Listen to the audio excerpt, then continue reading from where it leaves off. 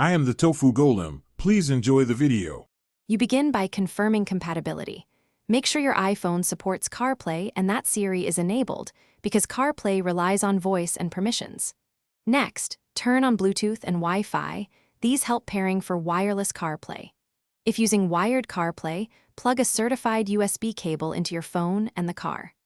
Once done, unlock your phone and watch for the CarPlay prompt on the car's display. Accept any permission requests to start the connection sequence. Now focus on pairing. On the car's infotainment screen, choose the Bluetooth device matching your iPhone or tap the CarPlay pairing option. On the iPhone, confirm the pairing code if prompted and grant permissions for contacts, messages, and audio so apps behave correctly.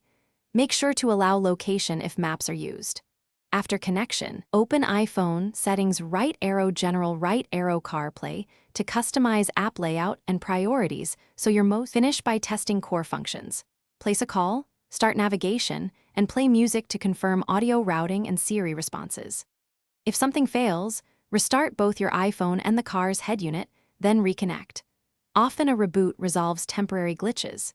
Make sure iOS and the vehicle firmware are updated if problems persist, and reset CarPlay from settings right arrow general right arrow CarPlay to clear persistent pairing issues. One key tip: if Siri won't respond, toggle Siri off and on, then reauthorize CarPlay.